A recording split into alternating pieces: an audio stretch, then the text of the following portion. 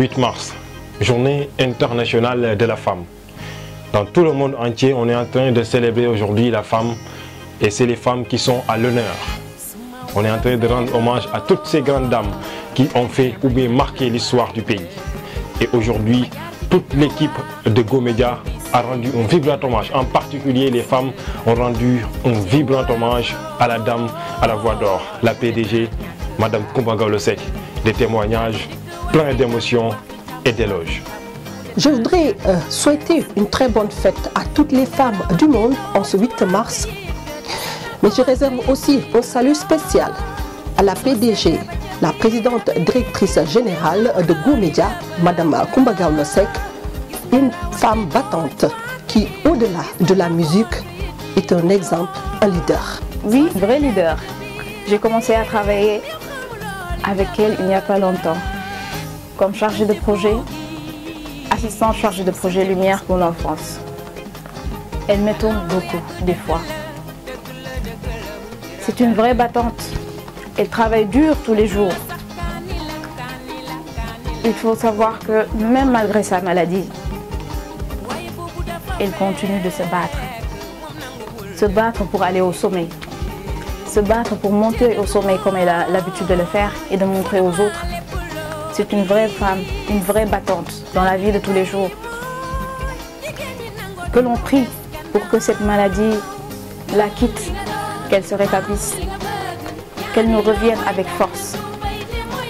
Nous avons besoin d'elle à nos côtés. Go Media a besoin de sa grande dame, l'amie de tous. Come back to us quickly, Coumba. Il est difficile, voire impossible de faire les témoignages sur la PDG parce que tout ce que l'on puisse dire, il va en rester encore. Coumba est plein de qualités humaines en tant qu'artiste et entrepreneur. Tout ce que je puisse dire, c'est qu'elle est une dame de cœur qui sait valoriser la personne. Si tu travailles avec elle, tu as toujours envie de te surpasser, d'apprendre plus. Elle ne baisse jamais les bras. Assalamu alaikum wa rahmatullah. Jigéenu Sénégal waaye jigéenu àdduna bi ñu leen di wax fête de journée de la femme di ko souhaiter jigéen ñëpp mais particulièrement sunu PDC de présidente directrice générale bu Go Media di Coumba Gawlo ñu ngi koy ñaanal jàmm di ko ñaanal tawféex di ko ñaanal taysiir di wax ci moom nag lu ñu xam ci moom mooy nit ku baax la nit ku bëgg ay employé am la mais nit ku bëgg liggéey la muy lu am solo parce que nit koo xam ne nii la su bëggee benn affaire ci liggéey il faut nga def ko nam ko bëggee pour nga mën koo satisfaire te itam nag wax dëgg yàlla xam nga lenn ci lu ñàkk fayda luñ ko xam mooy liggéey jaamu yàlla bëgg ay waajuram loolu itam surtout bëgg ay waajuram bëgg ay frère am loolu lañ xam ci moom ñu ngi koy wax nag bonne fête waaye di ko ñaanal yàlla balaa feetu déwén bi yàlla may ko wér waxuma la tane wér laa wax mu wér dellu ci scène bi ci barkeb Seydina Mohamed. Au-delà du fait qu'elle est ma PDG, j'avoue que j'ai beaucoup d'estime pour sa personne. J'aime sa personnalité, sa bravoure et connaissant son parcours, comment elle a commencé jusqu'à là où elle est présentement. Rien que ça montre la grandeur de cette dame, pourvue de beaucoup de qualités humaines. Vous savez, ce n'est pas du tout facile pour une femme d'investir dans le domaine médiatique, mais elle a quand même réussi.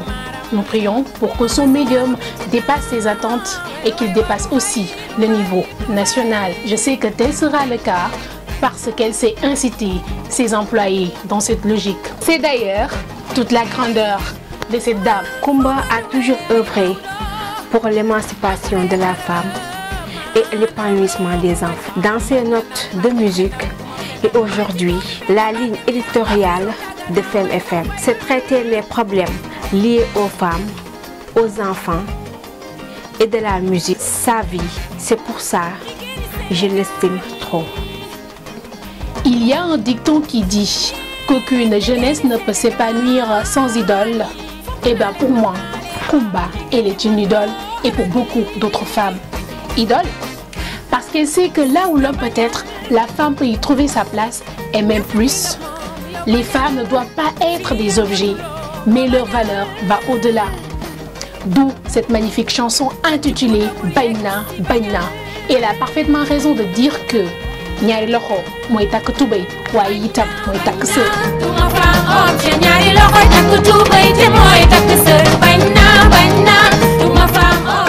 sur Coumba Gawlo si ce n'est pas une répétition. Les témoignages sont bien sûr tous unanimes. Une dame forte, une dame battante, ambitieuse et pleine d'énergie. Et bien sûr, une dame pleine de succès. Tout le monde, en particulier le personnel de Go Media, y compris même les garçons, partage la peine avec vous. Bonne fête des femmes.